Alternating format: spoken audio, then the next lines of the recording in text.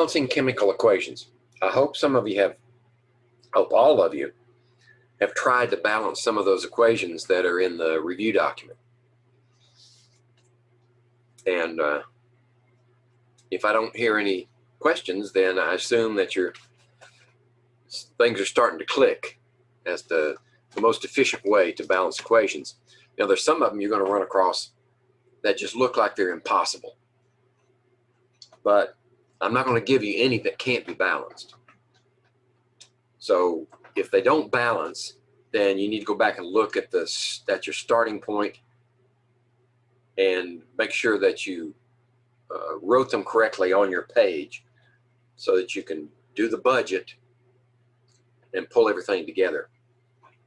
Now, if some of them say are word problems and they give you the names of the compounds and not the formulas and tell you to balance that equation, then the first place you should look is, did you write the compound correctly from the name?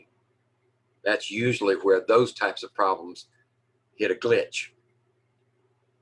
Then once you've written the compound correctly in formula and put it in the equation, then you can start balancing it. Okay, but we'll review some of those. If not, let's see, what's today? Wednesday. If not Monday, then certainly the following Wednesday. Okay, so let's see, stoichiometric calculations. All right, so the one thing that you have to remember about stoichiometry and the equations, the chemical reactions as written, when they're balanced, they're only balancing numbers of atoms and on each side, the reactant side, the product side. They don't say anything on the surface about mass. But mass is really one of the things that we want to get at. This is our first level. The easiest way to do stoichiometry is first with mass. Like mass of a reactant yields how much mass of one of the products, and do those calculations. So that's our first approach. And then later on, maybe even this chapter, I can't remember, next chapter, that's right, next chapter, we'll do solutions and calculations with solutions. And solutions, of course, are concentrations. They might be moles per liter, right, in molarity, but they're not pure moles and numbers of things. And that's where we need to head if we're going to do stoichiometry. So,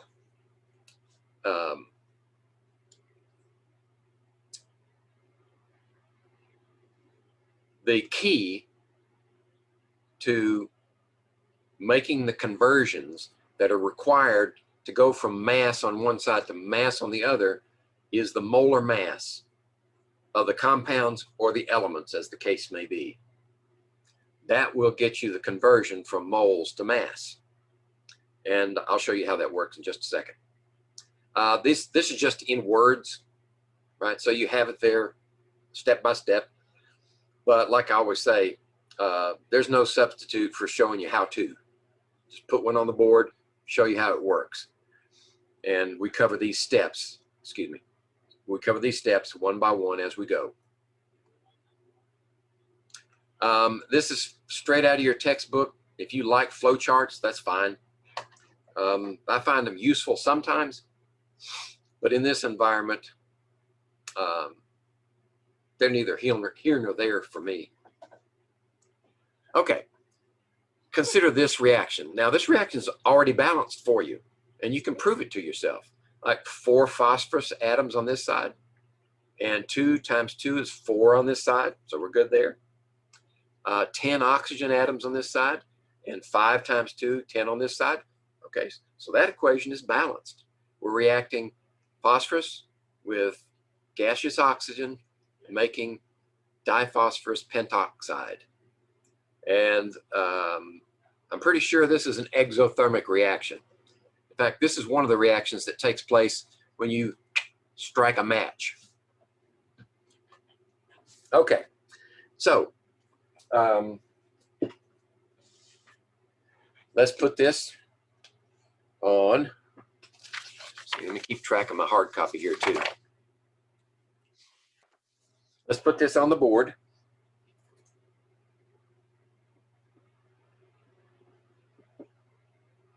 How many?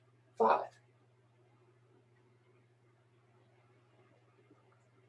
Okay. Yields 2 P2O5. Solid. Okay. Now we know it's balanced. These are written correctly. And we're told, what are we given actually? 6.25 grams of phosphorus.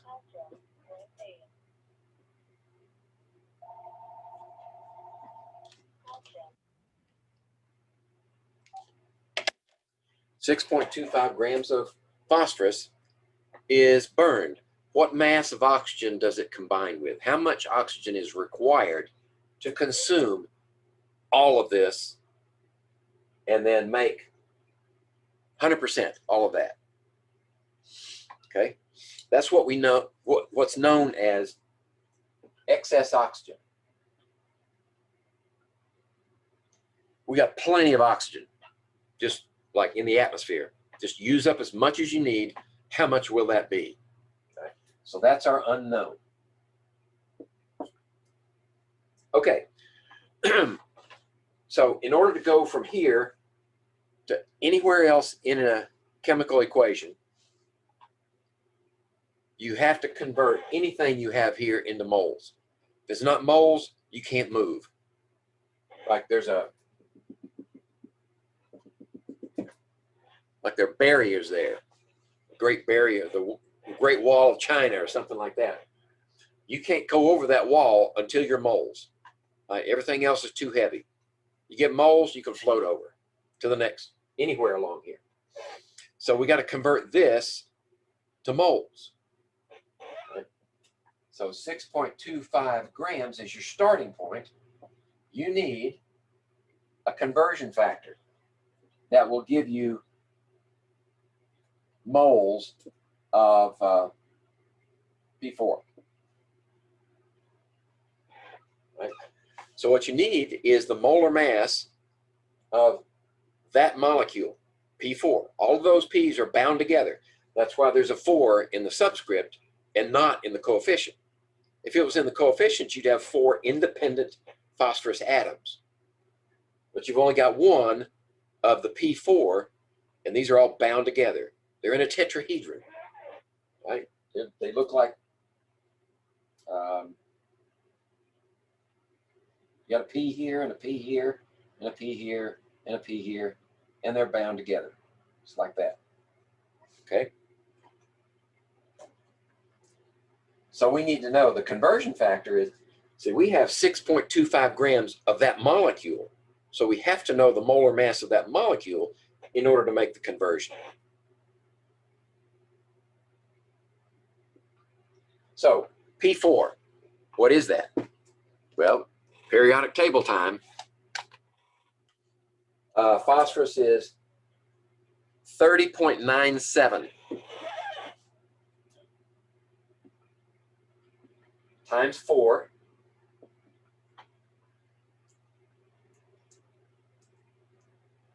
is 123.88.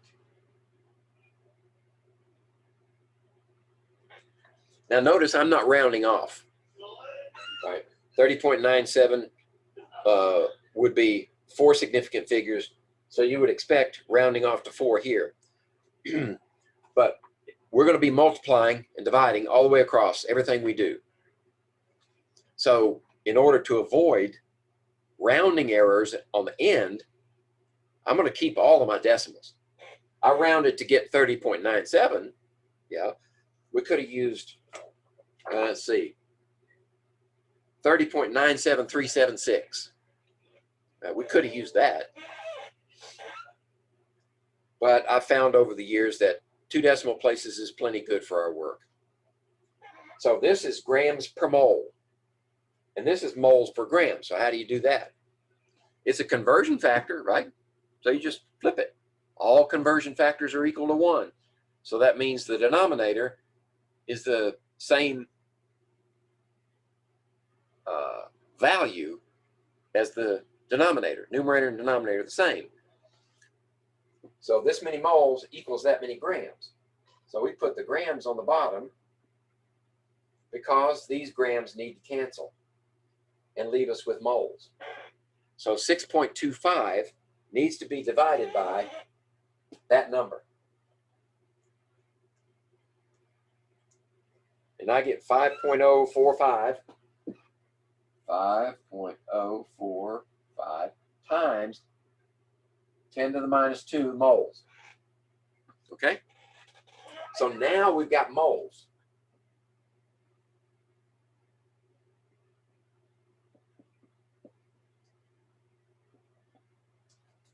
Now we can go anywhere we want to. I'm going to need room, so I got to erase this down here.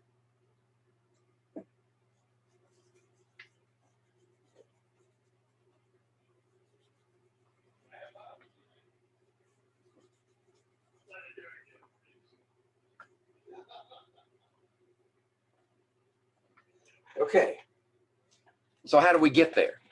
Well, our origin is here. Where's our destination? Our destination is here. So we can convert this many moles of that to so many moles of that. But what's our conversion factor? Well, 5.045 times 10 to the minus 2 moles of P4 has to be converted somehow or other to moles of O2. Okay? So you can tell by where you start and where you end what needs to be here, right? You need moles of P4 in the denominator to cancel these two. And you need moles of O2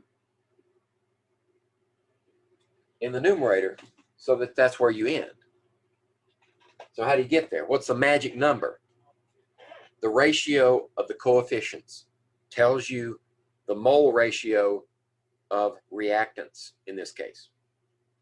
But it works for that one too. If you needed that one, then you would use that coefficient. But the coefficient here is 5 oxygens for every 1 P4. Okay, that's your conversion factor. And any ratio of these coefficients can be a conversion factor if you need it. But we're only going here, so we need those two. And remember, just because there's no 1 here doesn't mean it doesn't exist. If that symbol is there, there's a 1. Okay, so 5 times that value is what we're looking for. And I get 2.523 times 10 to the minus 1. 2.523 times 10 to the minus 1 moles of oxygen. 2.52. Yeah, just checking myself.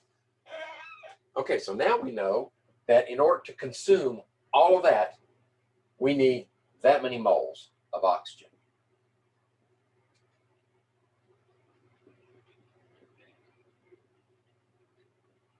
All right, so now I'm going to need some more room. If we were in a classroom, I could just string it out across the board.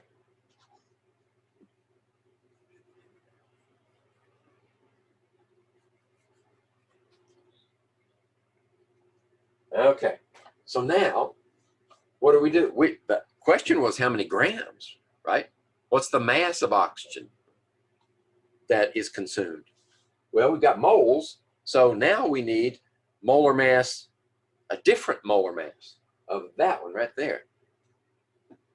So we know that we have 2.523 times 10 to the minus 1 moles of oxygen, O2. It's a diatomic element, remember? So we got to convert moles to grams. So what's the molar mass of O2? Well, oxygen is 16.00 rounded off to 2 decimal places. So 2 of them would be 32 per mole. So now all we have to do is multiply by 32.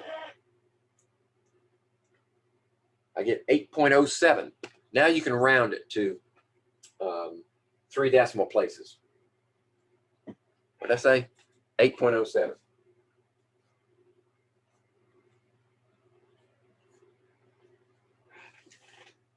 That is a very simple stoichiometry problem, going from mass to moles to moles to mass.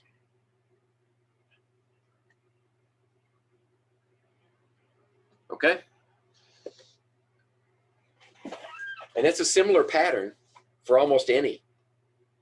I mean, this is a good place to start. This says that that's excess.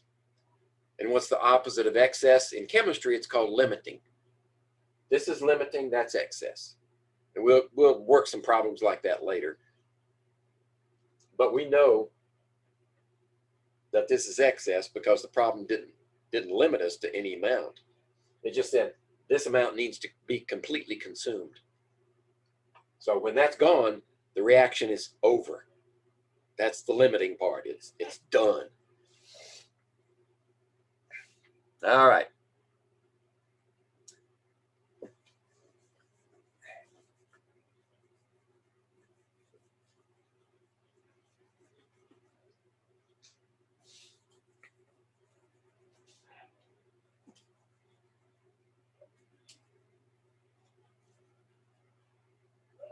Okay. So what's next? Methane Ch4, it's an organic compound, reacts with oxygen in the air to produce carbon dioxide and water.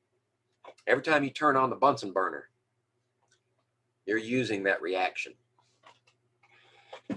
Natural gas has methane, it's predominantly methane. But this, they're adding a complication here. That's one reaction. There's another reaction, the second one down here. Ammonia reacts with oxygen and air to produce nitrogen monoxide and water. Right, so you got those two possibilities. CH4 plus oxygen yields, what order did they put it in? Carbon dioxide first, CO2, and water. Okay? And the other one they're saying is ammonia reacts with oxygen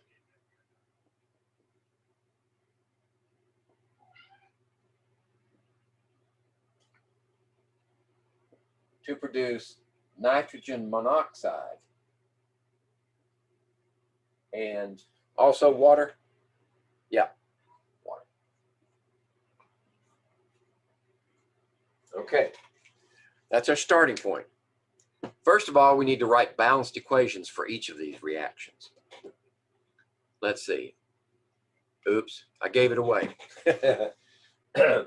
If we were to do the budget routine, you would have carbon out here, have hydrogen, and oxygen. That's it. And you would do your initial tally, right? 1 carbon, 4 hydrogens, and 2 oxygens. But on this side, you got 1 carbon, 2 hydrogens, and 3 oxygens. Is that right?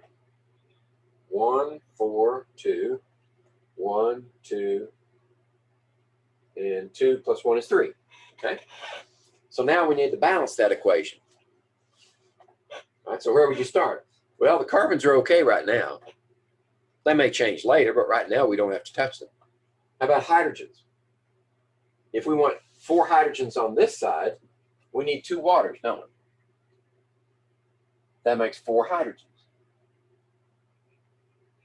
Okay, so that's done. Now we've got, oh, we also did what? When we put 2 in front of that water, we changed the number of oxygens, right? So that's 2 plus 2 is, now we have 4 oxygens over here. See what? That's why we don't touch that one until the last, because it's a single element. If we put a coefficient in front of that one, it only changes oxygens. So now we've got this tally straight. How do we get 4 oxygens on this side? We just put a 2 in front of that one. Right? And we're balanced.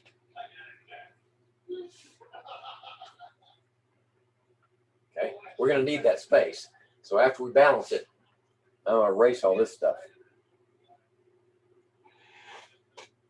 Okay, now we need to balance this one. So we got nitrogen, hydrogen, oxygen. Yep, that's everything.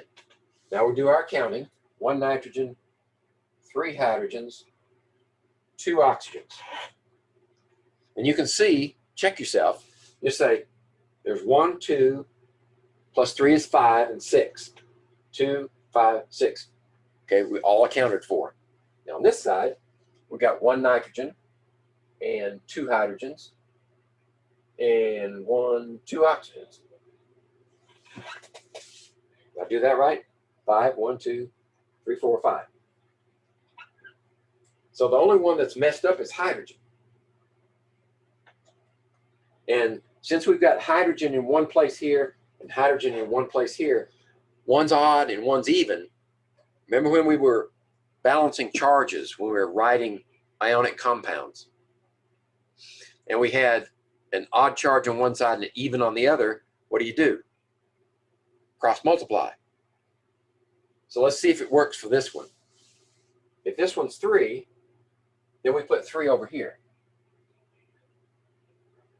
And if this one is 2, we put 2 over here. Now what does that do? Well, actually, that makes things worse. I think because this is 6 and this is 6, but now we have 6 hydrogens. Let's just see what it does.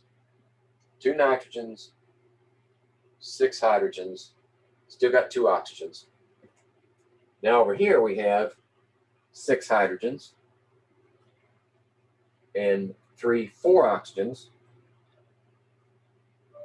and only 1 nitrogen. Okay? See, is that right? 3, 3, 4, 4. Okay, that's good. Now we need to balance the nitrogens, don't we? So we put a 2 here. And that makes 2 nitrogens, but it also adds 2 oxygens. So 2 plus 3 is 5 oxygens, correct? Let's see if that adds up. Let's see, 2, 4, 6 is 10, and 3 is 13. It's 11, 13. This side is 2, 6 is 8, 9, 10. So that's 10. So I'm accounting for everything. But now I've got, these are balanced, and now we have a 2 here and a 5 there. Now how do you, and we got our oxygen left here by itself, and that's a good thing. But how you get, you need 3 more oxygens over here to make 5. So how do you make 5 oxygens on this side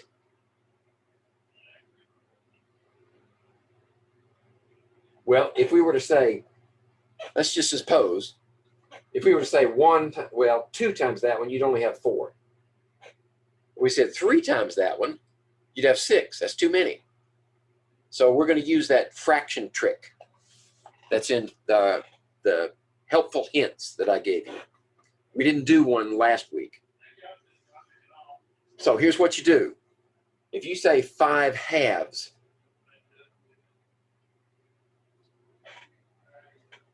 then there are 2 of these, right? So you only want half of them. So let's take half of that oxygen, makes 1. Now 1 times 5 is 5. Is that okay? Should be.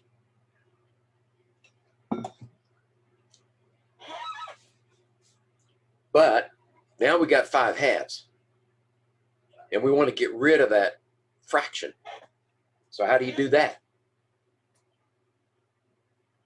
You multiply the whole thing through by 2.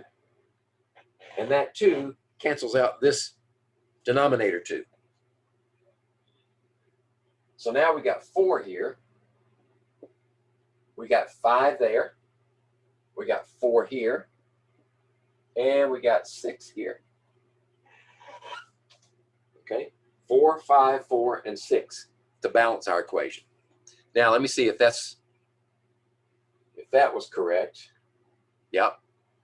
Well, I shouldn't say correct. It agrees with the slide. Because I've run across slides that weren't correct. But this is not the first time I've used this slide, so it should be okay. Okay, 4 ammonias, 5 waters, 4 nitrogen monoxide, and 6 waters. Okay, we're good. We agree. So let's take this out here and this stuff right here.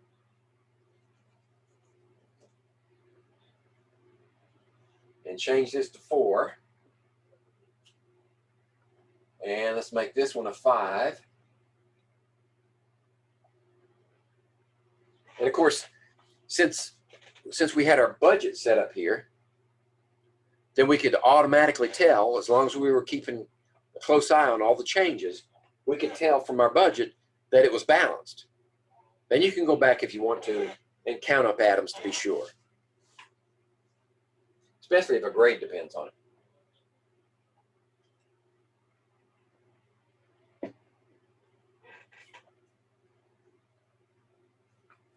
All right, and this one's going to be 6.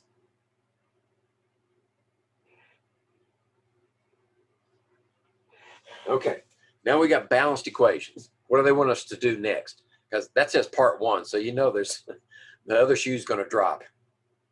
Part 2, what mass of ammonia would produce the same amount of water as 1 gram of methane reacting with excess oxygen? Okay, so our starting point is 1 gram of methane. Right? And we want to know what mass of ammonia would give the exact same amount of water. Okay, that's the question. So actually, in order to get this answer, we've got to go down here and find that, and then say that's equal to that. And then work our way back to this one. Right? You got to go around the barn. So we want to find out how much water would be produced by 1 gram of methane. That's our first task. So 1 gram of methane is how many moles? Right? We need a conversion factor. Right? So carbon is 12.01 and hydrogen is 1.01. Only need 4 of them. So 12.01, I don't know if I can do that in my head. And 4.04, 4 times 1.01 is 1605. Okay? So that tells you how many moles of methane you're starting with. So let's divide that into 1. That's just a reciprocal, isn't it? This is on top and that's on the bottom. So 1 divided by a number is just a reciprocal of the number. So you find the key on your calculator that says 1 over x. Let me see. Where is it? I know it's in here. I've seen it before. There it is. 6.231. 6.231 times 10 to the minus 2 moles of methane. Now, how many moles of water is that? Right, we're moles now, so we can go leap over here and say, convert that many moles of methane to so many moles of water. Right? So what's the magic? Well, methane is one methane for every 2 water. Right? So we're going to have twice as many moles of water. 6.231 times 10 to the minus 2 times 2 is 1.246. 1.246 times 10 to the minus 1 moles of water. Okay? So if they're going to have the same amount of water, do we need to bother with grams? Not yet, right? If it's the same amount of water, moles is going to give us the same number of grams, same mass, both of them.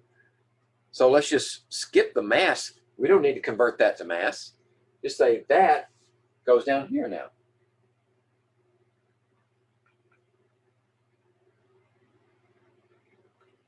Okay?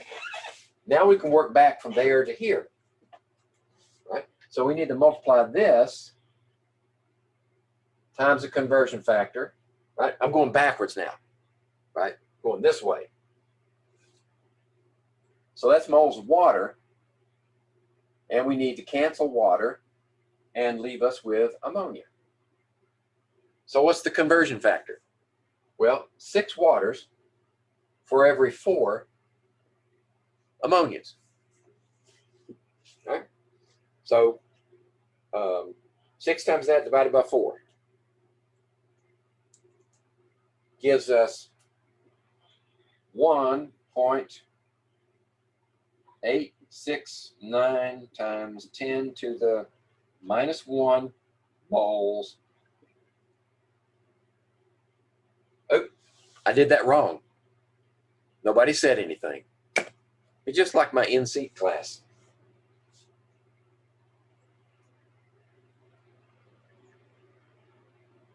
What did I do wrong?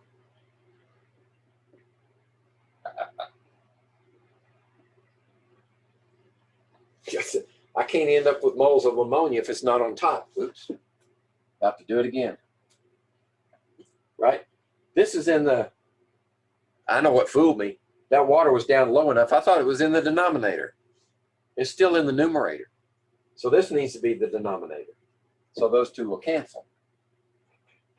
So now it's 4 times that divided by 6. So 1.86915. Okay. Times 4 divided by 6. Now, no, that's wrong. But it does give me this number again, so I'm good. I need that number times 4 divided by 6. Now, that's 8.307 times 10 to the minus 2 moles of ammonia. Okay? Now, one more step and we're there. We need to find the mass of ammonia. So our conversion factor is moles on top, so it has to be on bottom here, grams on the top here.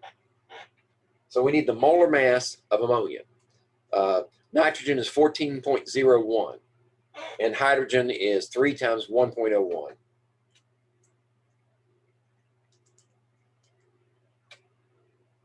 Yeah.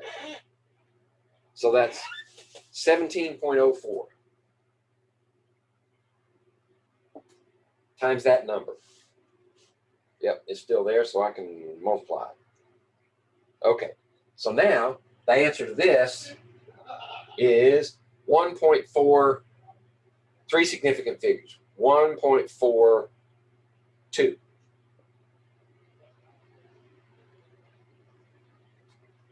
There's your answer.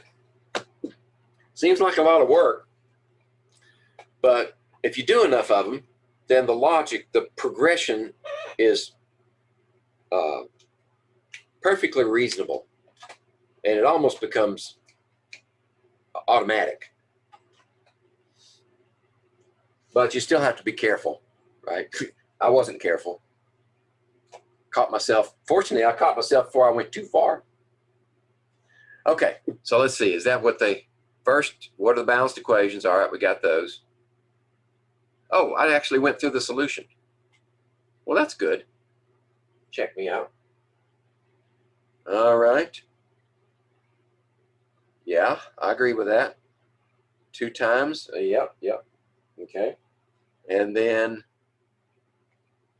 4, 6, 8.3. Okay. Rounding off.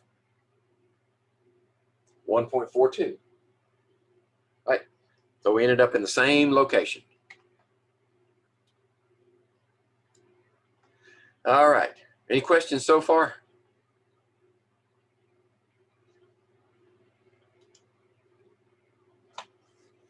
All righty. Now we're going to talk about limiting reactants.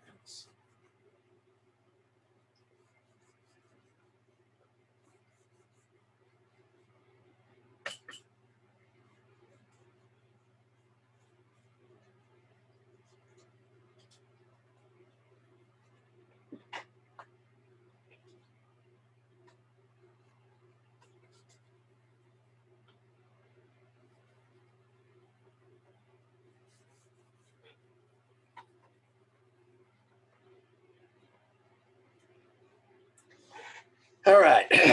So what is a limiting reactant? I alluded to that earlier. A limiting reactant, however many you have, usually we just keep it simple with 2 reactants, but you can have more than 1, 2, you can have 3, 4, 5.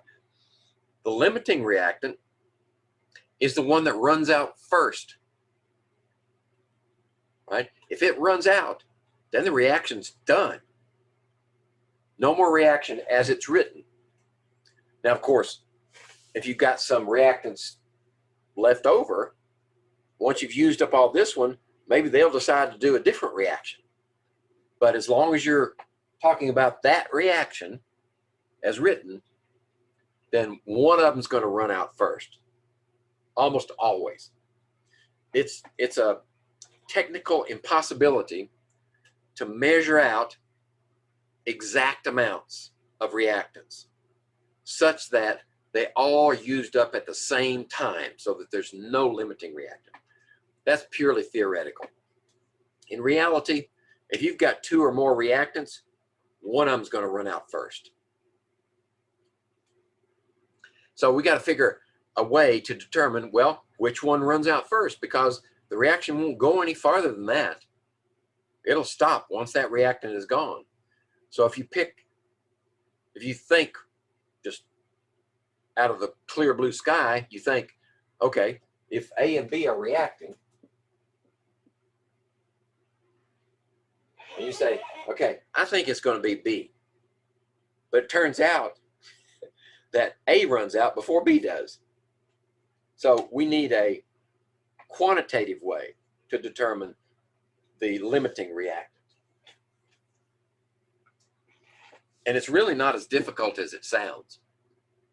Once you understand how to do that simple stoichiometry that we've been doing from the beginning of this lecture, then the calculation that's required to determine which one is limiting is just an extension of that. And I'll show you how to do it.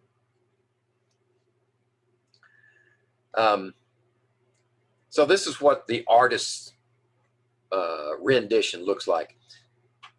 The term that we're using for this reaction is stoichiometric mixture. So this is theoretical. If you have exactly the right amount of nitrogen and hydrogen in this container, they're perfect ratios, mole ratios, then they'll all convert into the product. So we're saying, okay, for every one of these, you got 3 of those, right? One of these, 3 of those.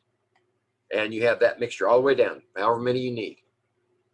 And then if that's the case, then they all react and you end up over here with two of these, two ammonias. For every one of these encircled reactants, you end up with encircled products. That's a stoichiometric mixture, and in real life it never happens. But it's a starting place, right? You know theoretically what it should be, and you base your assumptions and calculations upon that stoichiometric mixture. So in this case, we've got a representation of what a limiting reactant reaction would look like. So this one's got three partners. They're good. This one's got three, that one's got three. These guys are left out, right? They don't have any partners. So with that information, which one is limiting, right? Not these two, right? Because they're going to be left over when the reaction's done. The limiting one is the hydrogen. There's not enough hydrogen to go around. So you have these on this side, you still got them on this side. All right. Let's see. If we have, well, the question, which one of these reactions, A through D actually,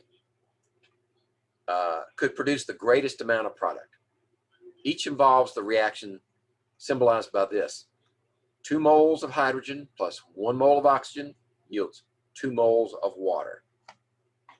And if you've ever, well, I was there to see it live, watch the space shuttle blast off. You could see it in archive films, videos. This is the reaction that is being performed in the main engines. In the 3 main engines, they're combining hydrogen and oxygen to make water, and it produces a lot of energy. It's very exothermic. In fact, it's so efficient, that's why they use it, because efficiency is the name of the game when you're putting rockets in space. Doesn't matter how powerful the rocket is, if the rocket's so heavy that the motors can't lift it, then, you know, game over.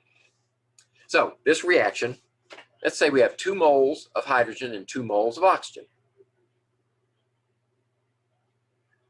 How much would it produce? Well, what's the limiting reactant? The ratio of 2 to 1 says that if you have 2 moles of hydrogen, but you have 2 moles of oxygen, you only need 1 of them, right? So oxygen is in excess and hydrogen is limiting. Oops. I thought it was going to give me one at a time. But in this one, hydrogen is limiting. How about this one? Well, you got the same number of moles of hydrogen, and you got an extra mole of oxygen from the A scenario. So you're still got too much oxygen, and hydrogen is limited. So it's going to produce 2 moles of water. That's right. 2 moles of this makes 2 moles of that. So 2 moles of that, 2 moles of that, 2 moles of this. How would that do? Well, 2 moles of hydrogen and 1 mole of oxygen. Aha.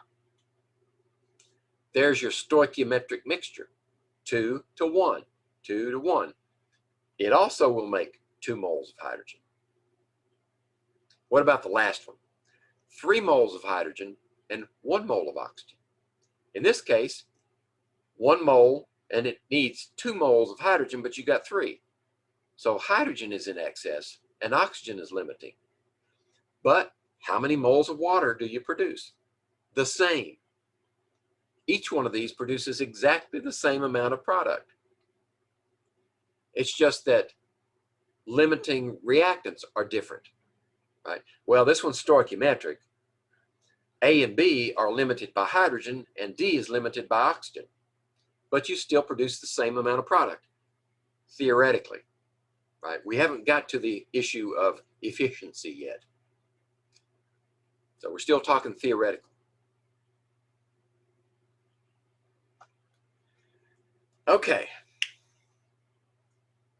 it's not as simple as just adding the total number of moles and seeing which one, seeing and deciding which mixture makes the most product. That doesn't work. You got to take it one reactant at a time and say, how much, well, for instance,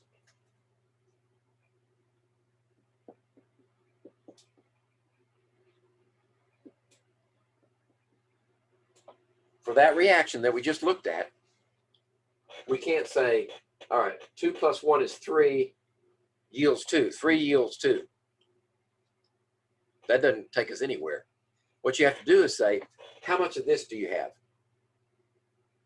Right? If you're given a definite amount of that and a definite amount of that, then you say, how much would this give us if it were the limiting reactant? If all of it is used up, then you say, okay, to make that much product. Then you look at this one and say, well, what if this one's limiting? And you say, how much would it give us? The one that's limiting is the one that makes the least amount of product. Okay? It's that simple. You just do calculation for both of them, because in a limiting reactant scenario, you're going to be given definite amounts of each of the reactants. One of them will not be given as excess. If one of them is excess, you know the other one's limiting. But if you're given definite amounts of both of them, it's almost a sure bet that one of them will run out first. Okay. So this is just what I told you right then. How much product can be formed by using what we are given? Well, you do it for both of them, using the ratios in the balanced equation. There it is again. You got to have a balanced equation. If your equation is not balanced, then, as they say in the South, you're barking up the wrong tree. It's not going to do an example for us? Okay. I think this one incorporates. All right, so that one does incorporate two things. But I'm wondering if that's not, I think it's too much at once. Let's do a limiting reactant problem with this equation. How about that? We'll just make one up. Let's say we have,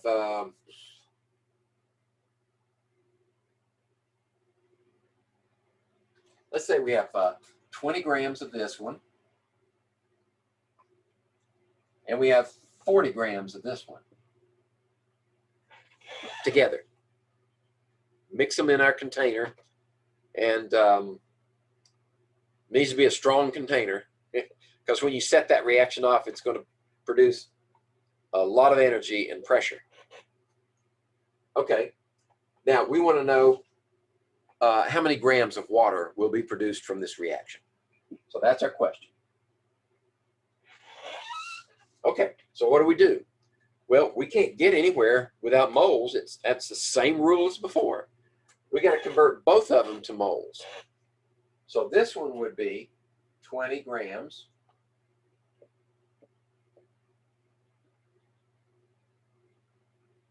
So H2 is 2.02 grams per mole, right? Because each hydrogen is 1.01. So this is going to be 2.02, and that will be, so I just made this up, so I have to do the calculation. I can't rely on memory. 9.90.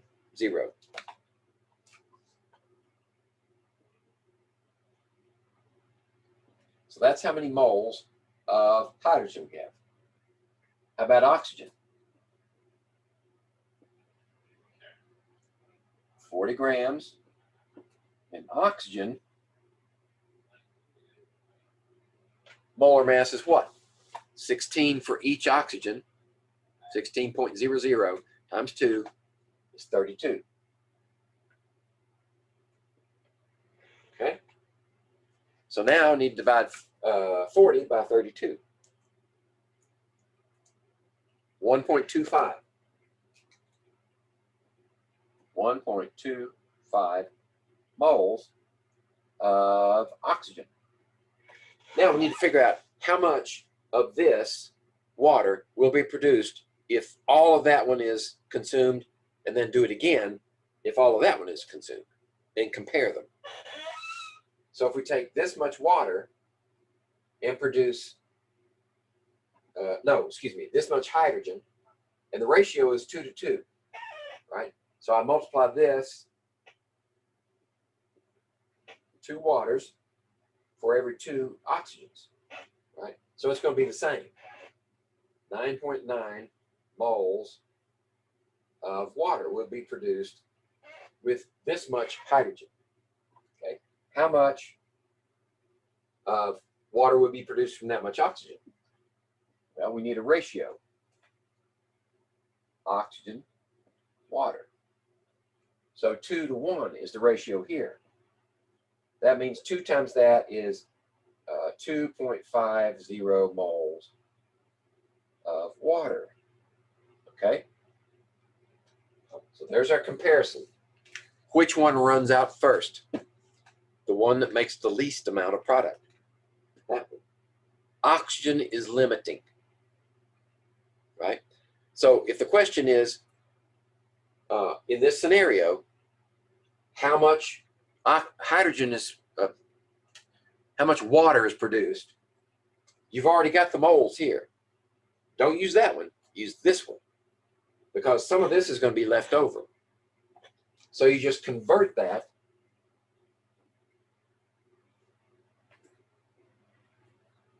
to grams. 18.02. How did I get that? 16 plus 2.02 for both hydrogens, 18.02.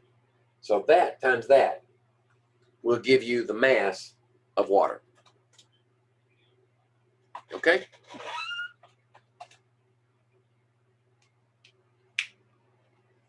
All right. So that's a simple limiting reaction problem. And let's see, we're coming up on 3 o'clock. 3:45. All right, let's see. Okay. Maybe we'll just finish this one and do chapter 4 Monday. Because this one may take some time. I'd like to take time on this next one because it's complicated. First, we have to talk about percent yield, right? What's the efficiency of a reaction?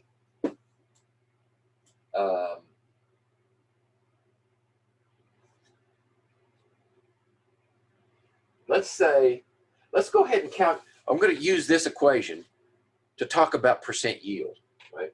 So we have this conversion already made.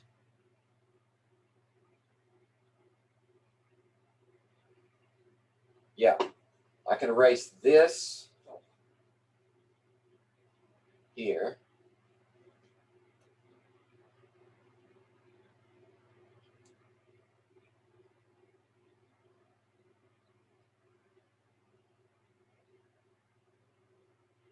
Okay.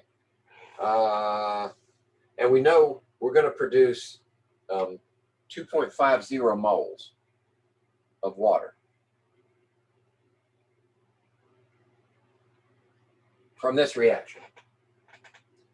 Okay, so I don't need that. I just wrote this one up there, so I don't need that.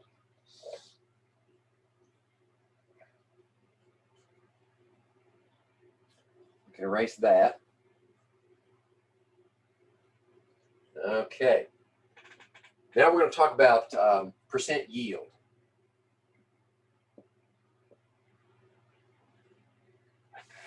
Okay, so in order to satisfy the conditions of this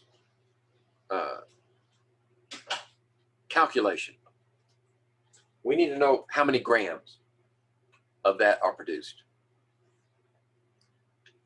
Actually, the way it's written, it could be mass, it could be moles, it could be anything, right? Because when you're talking about percent, if you don't say what the percent means, then it could mean anything. It could be it's parts per 100. It could be grams per 100 grams. It could be moles per 100 moles. Now, it could be anything. But we're going to do it in terms of grams. I think that's what's implied here. So in order to do that, we need to know that. So we had 2.50 moles, and we were converting using the molar mass of water. 18.02, 4.5, 45.1, 45.1 grams. So this would be 45.1 grams. Okay.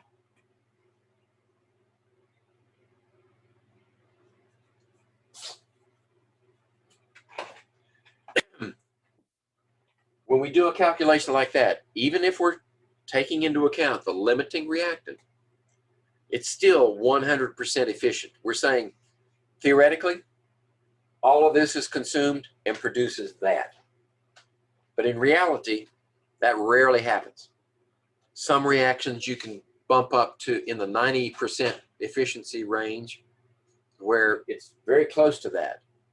But most of them are a lot less. So how do we do the efficiency?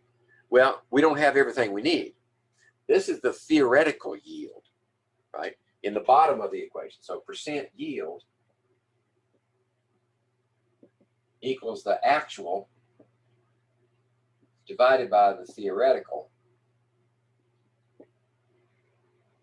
times 100. If we're using grams, we get one value. If we were to use moles, we get a different value, wouldn't we? No, we wouldn't. Why? Because it's mass of water or moles of water. And they're both related by the same conversion factor, 18.02. So this formula should work and give you the same percent yield, whether it's mass or moles, as long as you're talking about exactly the same product. We're going to use mass, but we only have one value available to us, this one. All right? We don't know what the actual is, so just have to make something up. Let's say, nice round number, 40 grams. So let's say you actually recover 40 grams. Now that brings up another topic. If you recover 40 grams, that may not mean that the reaction didn't go to completion and produce this much. It's just that your technology didn't recover all of it, right? So we take that into account as well. So now we're getting into chemical engineering, not just pure chemistry. Sometimes a chemical engineer can improve the efficiency of a reaction for his or her employer simply by recovering it more efficiently. Okay, so what would the value be? 40 divided by 45.1 times 100. 88.7.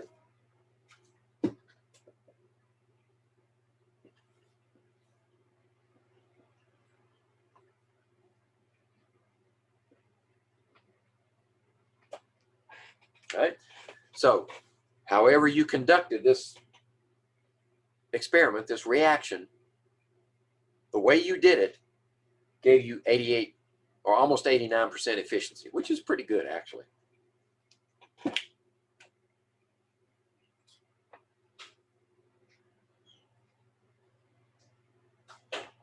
Now, would this mean anything to somebody in the space shuttle? Yeah, not as far as recovering, right? They don't want to recover the water. They want to get rid of it at high velocity so it'll shoot them into space. But if the efficiency of the reaction is dependent upon this part of the reaction, producing water and energy, then yeah, you would be interested in that efficiency. You want this to be as close to 100% as possible so that you can use your fuel efficiency to boost you and your payload into space. Okay. So there's an example of efficiency. Next, we're going to combine things. All right, let's see. Yeah, that was the, oh shoot, I didn't mean to do that. Let me go down. And there we go. Okay, so now we've got this reaction. Need a clean board first. Well, cleaner. I'm still having ghosting problems with my markers.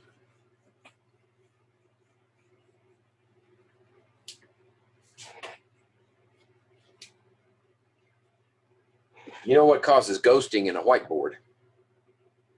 Over time, the finish starts to wear away. It gets pits in it, maybe even scratches.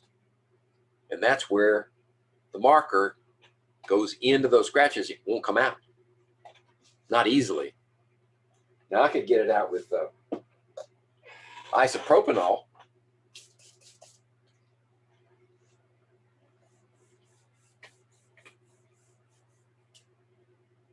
But it takes some elbow grease, and I don't have that right now. Okay, so this reaction is our starting point, and that arrow needs to be shifted up. Let's see. Yeah, it's down in this one too.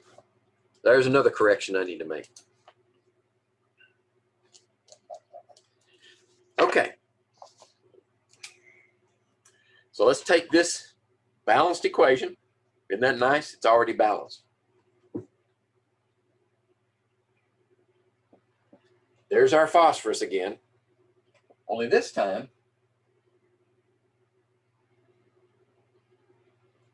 we're going to react it with fluorine gas. Phosphorus and fluorine gas. I guarantee this is an energetic reaction, exothermic. And 4 PF3s.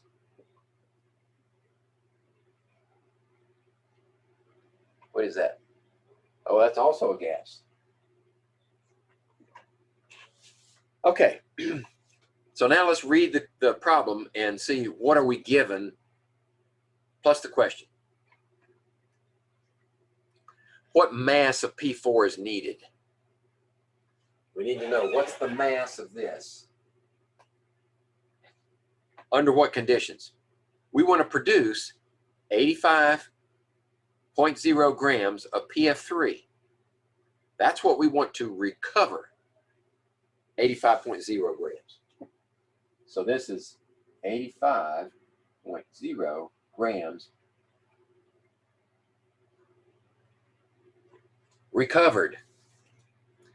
So now we have to take into account efficiency. The reaction has been determined to be 64.9% efficient, 64.9% yield.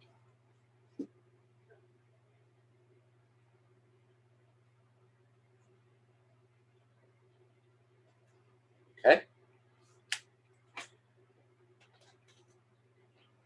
All right. So what's our approach? We can't get here as mass. We've got to have moles.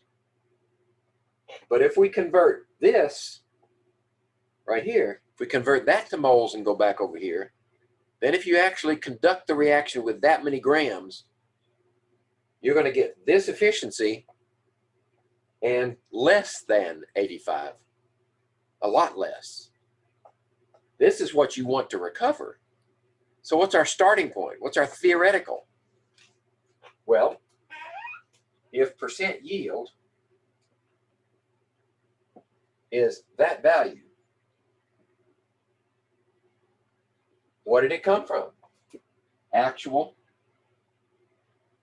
over theoretical times 100. All right. We know what the actual is, 85. we want to solve for the theoretical. Okay, so we have an equation in one unknown right here. Once we get the theoretical, then we can work backwards to this one, and we know that if we use that much, then with the efficiency taken into consideration, we can end up with that much product recovered. Okay, so how do we solve this problem? Well, 100's on this side, so we divide by 100 on both sides. Right? That makes a decimal fraction. And then we want this one in the numerator. So theoretical over here means 85 divided by 0.06. Oops, sorry. My mistake. 0.649. Okay. So we divide this by 0.649, and that'll give us a larger number, right? Anytime you divide a number by a decimal fraction, it makes the product, or the quotient, bigger. So 85 divided by, let's see, 85.649 is 130.97 grams. That's the theoretical that we want here.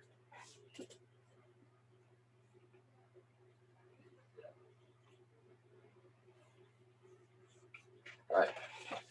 Now it just becomes a simple stoichiometric problem.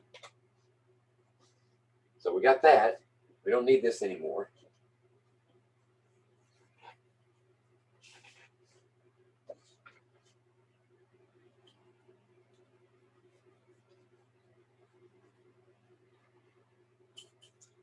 All right. We can leave that there for now. So we're working backwards, right? Remember, in any stoichiometric problem, you can go forwards or backwards, or you can stay on the same side of the arrow if you want. That's the first one we did. We stayed over here, but now we're going to cross over, but we can't do it yet. That's mass. We need moles.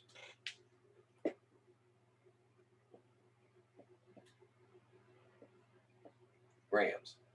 So we need the molar mass of PF3. Right. Phosphorus. Okay, phosphorus is 30.97. 30.97. And 3 fluorines at 19.00.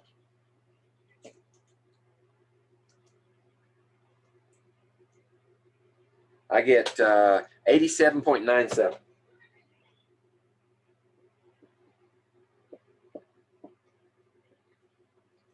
So now we divide that number into 130.97.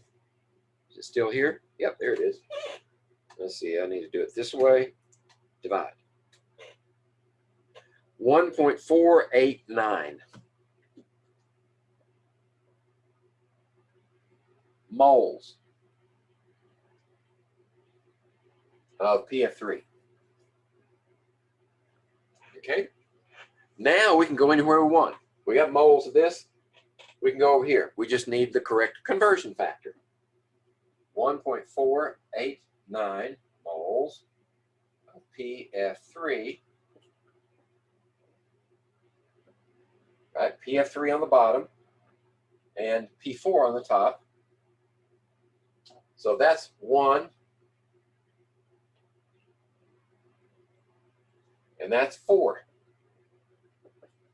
So divide 4 into 1.489. 0.372. 0.372 moles of P4. Okay?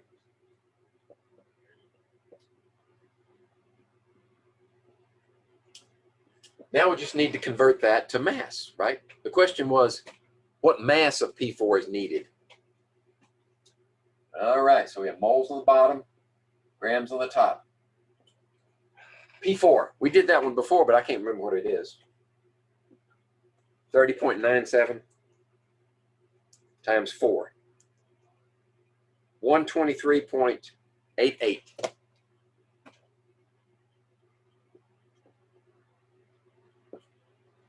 Times 0.372. Should still be in my calculator. Yep, there it is. Times 46.1.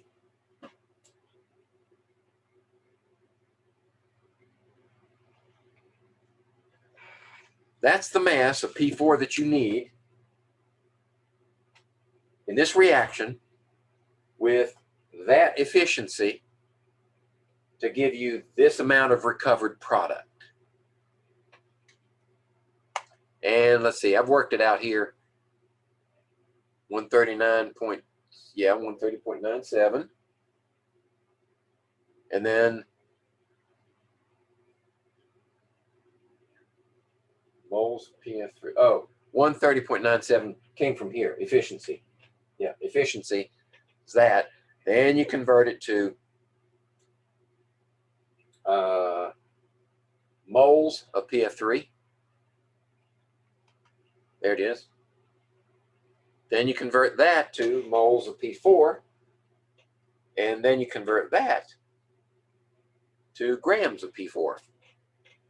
And you got your answer.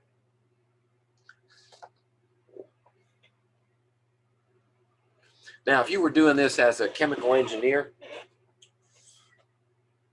more than likely you'll be doing this same reaction over and over and over and over again, working on efficiency, tweaks here and tweaks there. You'd probably have it in a spreadsheet somewhere with the calculations, this step-by-step calculation. And all you would have to do is, if you change the efficiency, just plug in a different number for efficiency, and the whole spreadsheet would recalculate and give you your answer. But you have to know what you're doing to set up the spreadsheet correctly. Right? If you're just working it one off, you got to go through the steps. And that should be the last page. Yep. So let's stop the share. And we're done a little ahead of time. A lot ahead of time, actually. 35 minutes. So we could dig into the next chapter. Let me see. There's some really difficult topics we may. I'd like to find a breaking point. If we're going to do that, then I'd like to find a convenient place to break it off.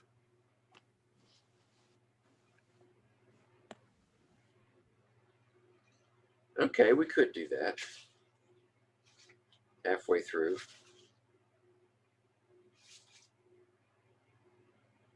And then if we go into this chapter now, then you'll be able to, it'll allow you earlier to get into the review document and start working problems with what we've covered up to that point. So maybe we will. Let me change the banner up here. And we'll look at the first part of chapter 4.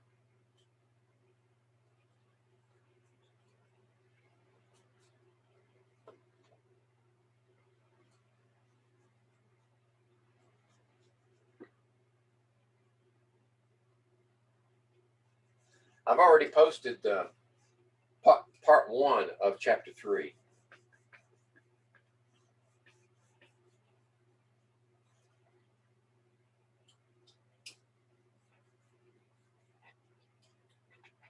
Types of chemical reactions and solution stoichiometry. So I alluded to that a little earlier. This stoichiometry works with solutions just as well as with mass. It also works with gases, but we haven't talked about gases yet. So we'll have to do gas stoichiometry later when we get into that chapter. Chapter 5, it's either 5 or 6.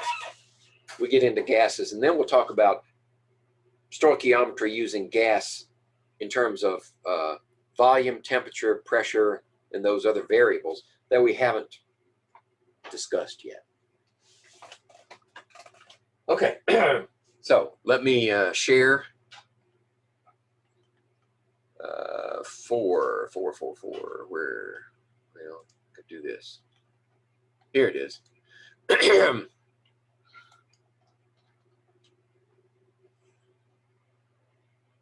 Okay.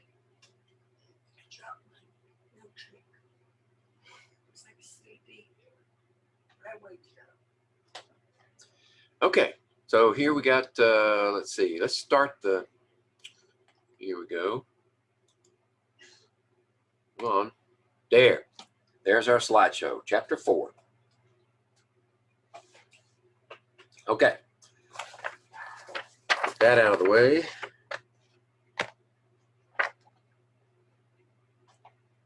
Looks like we lost somebody. Who did we lose? Or did we swap some people? Let me check it again. There.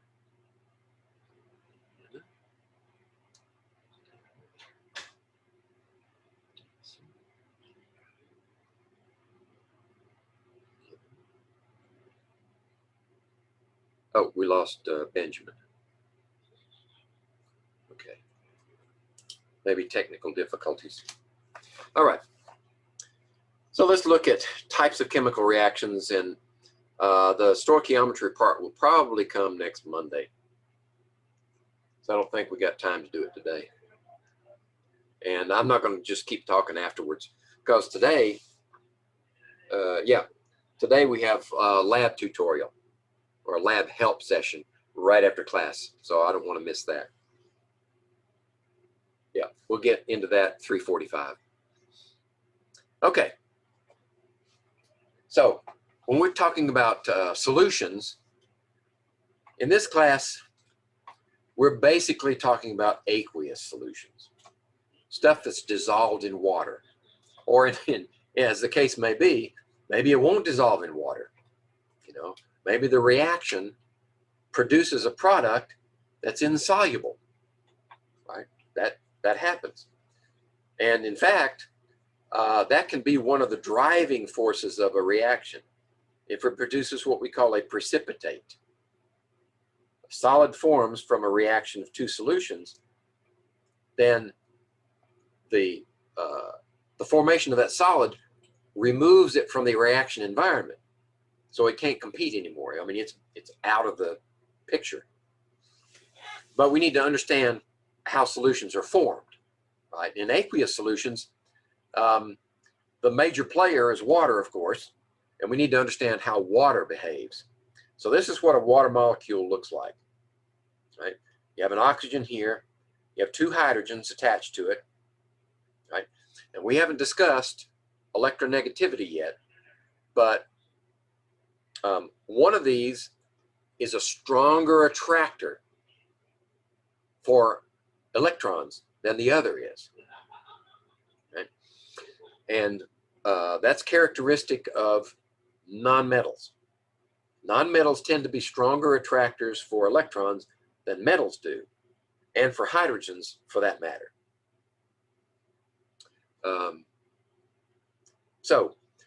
More time is spent around the oxygen for the electrons in this molecule than they spend in time around the hydrogens. So that gives the hydrogens a slight positive charge, not a complete charge. Right? A complete charge would be a transfer of electron from hydrogen to oxygen. It stays there. Right? That's like ionic compounds, like this one. Right? Metal and non-metal. So an electron here goes whoop, like that. You get a negative charge here from that electron. You get a positive of the sodium because it lost an electron. And now you get an ionic bond, an attraction between the two. That's not what's happening here. The water molecule is a covalently bound molecule. It behaves as a single unit. It doesn't form ions, but it's what we call polar. That is, it does form a positive-negative pole, like this.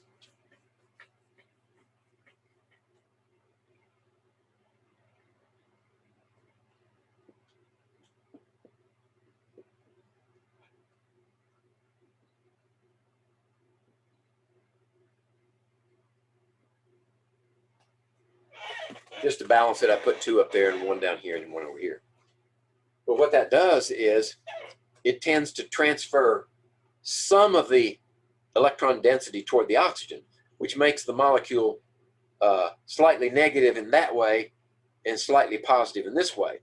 And that polarity allows water to be attracted to other polar molecules, even to other water molecules, right? If it's just water, then you would have this.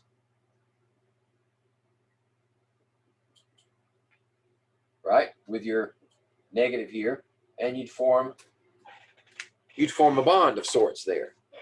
It's not as strong as this bond. It's not as strong as an ionic bond, but it is a bond. And if you have moles and moles and moles and moles of these things floating around, then the all together is fairly strong. But when we form solutions,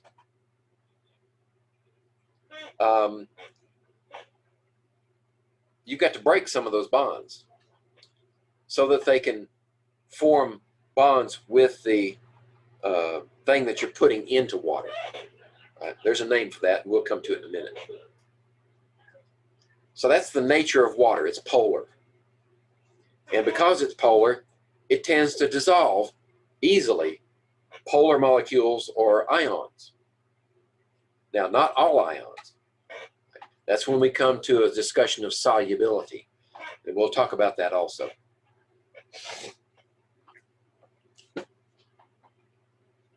Okay. These little videos, I got to get rid of them. You know why?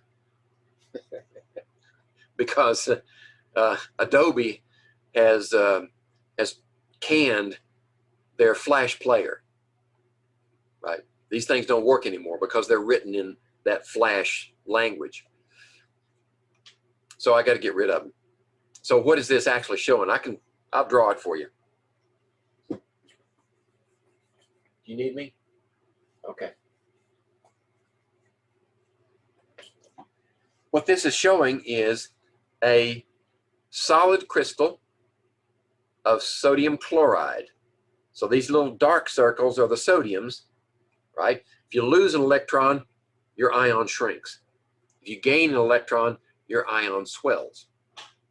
So the green ones are chlorine, and the dark gray ones are sodium. So what happens? Well, we've got sodiums surrounded by chlorines.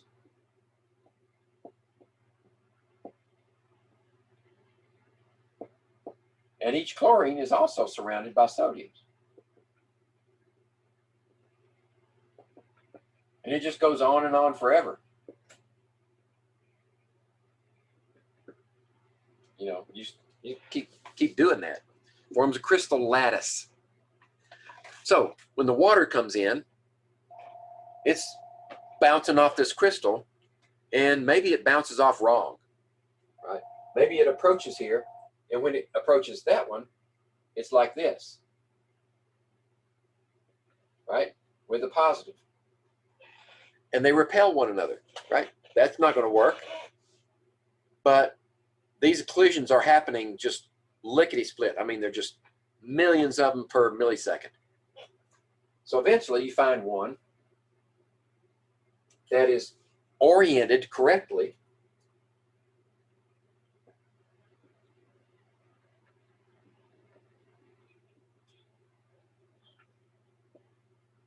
to form an attraction. That partial negative with this full positive forms an attraction, right? It didn't just sit there. Why didn't it just stay there? Because these hydrogens are also attracted to other water molecules. And there's a pull. Eventually there's enough pull, and it pulls and pulls, and then that gives enough room, once it pulls out some, for another oxygen to come in here, and another one to come in here. And eventually they rip that sodium off of the crystal. Now it's hydrated. It's surrounded by water molecules, and it stays in solution. The same scenario works for the chlorines, only it's the converse. The hydrogens now attach to the chlorine, and the oxygen sticking out is attracted by water molecules, and it pulls on the chlorine. And eventually, it just tears that crystal apart. So that's what we would have seen in this little video. What I'm going to do eventually is find a substitute video that's written in a compatible language and plug it in there. Okay. So some definitions. When we talk about solutions, actually any kind of solution, we talk about two things: the solute and the solvent. The solvent is the major component.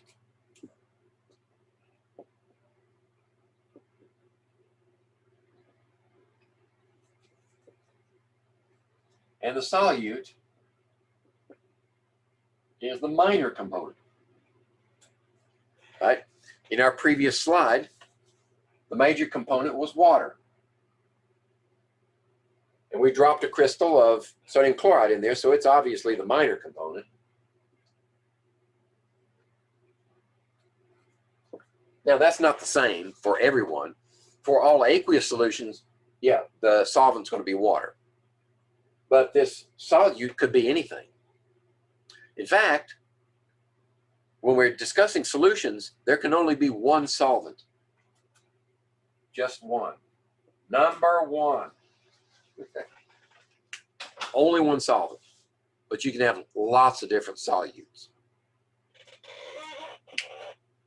Now, there are scenarios where you can start adding solute to your solvent and keep adding, and it goes into solution, keep adding, and eventually in your solution, you'll have more solute than you do solvent. Right? But in those cases, we think back to when we started. What was the major component when we got started? It was that solvent. And even though we've exceeded the amount of solvent, we're still going to call it the solvent. Right? Just for clarity's purpose. Perfect example, sucrose, table sugar, right? You can keep adding table sugar into water and it'll just go into solution until it's like almost 90% sugar. Now, industry uses that fact to transport sugar, right?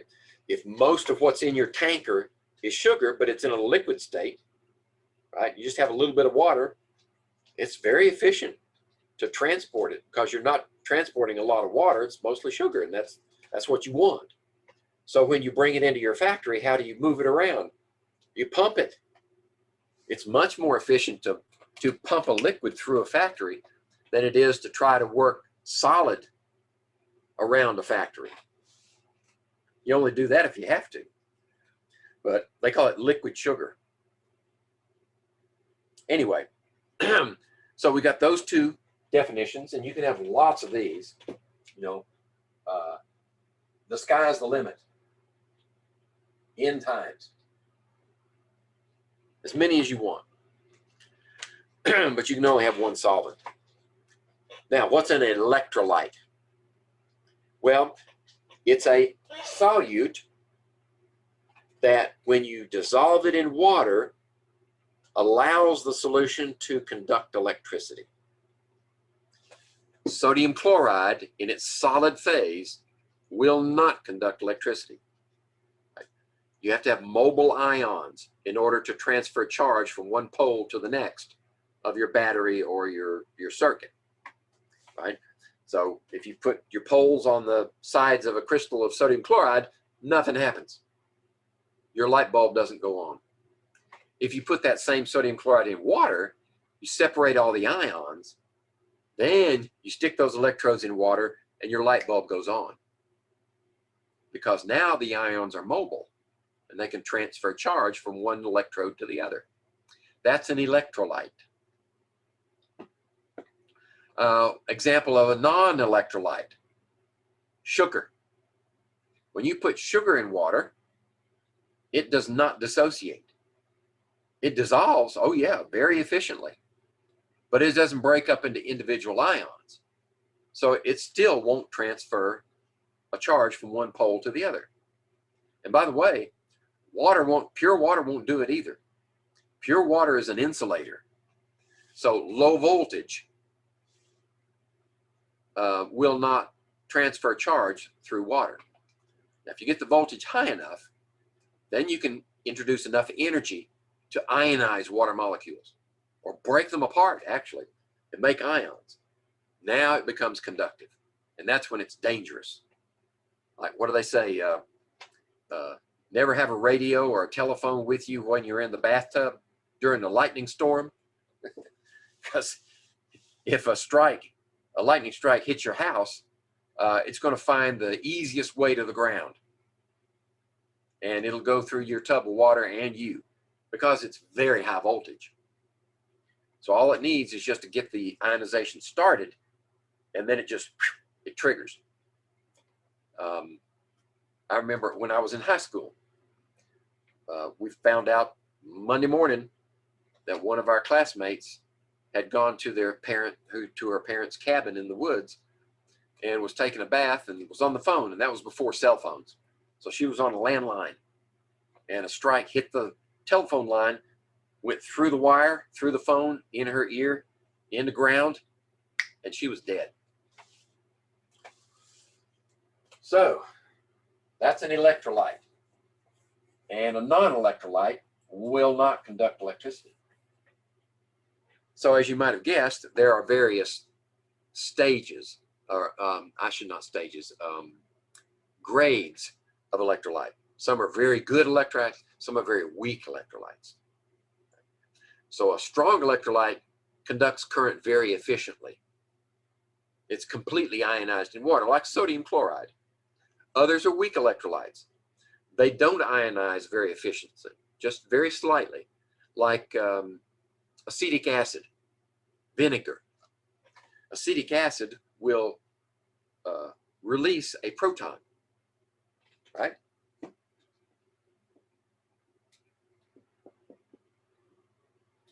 Like this, in aqueous solution, it'll make protons and acetate ions.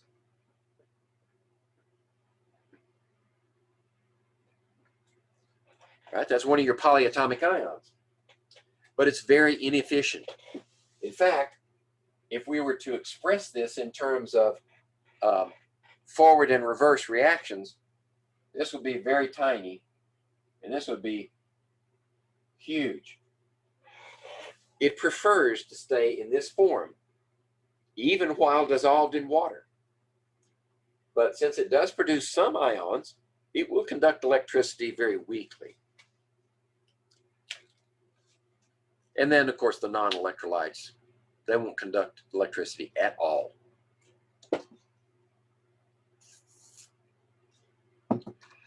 Okay.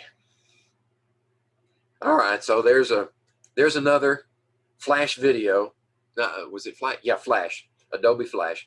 There's a Flash video that won't work. And it's just an example of what happens when you drop strong electrolytes. So I'd click that little button, and the bulb would go light way up. Or you start over again with weak electrolyte, and it'd be very dim. Non-electrolyte, and it'd just sit there and play dumb. All right, we're about out of time. So let me see, how far did we make it? Not very far. We only made it through the first page. That's okay. That's all right. We'll pick it up on Monday. And in the meantime, I want you to dig into those review documents, among the other things that you have to do, of course, and start working some of these problems that are keyed to Chapter 3. And there probably won't be many of them for Chapter 4 because we didn't go in that far. But definitely want to practice balancing equations and doing stoichiometric calculations. Those take some getting used to. But once you've got the hang of You got to make moles before you can go anywhere. And when you get there, how do you get there? From here to there, use the coefficients for your conversion factors. Okay, so I'm going to let you go now. And I need to mark this so we'll pick it up at the right place. Yeah, this is it. And that will be, let's see, if this is the 10th, that will be 15th. February 15th is where we'll finish this chapter off next Monday. Okay? I'm going to drop off of here and pop back up on the CHEM103 Zoom meeting link. So you have to go into 103 and click that Zoom to find it.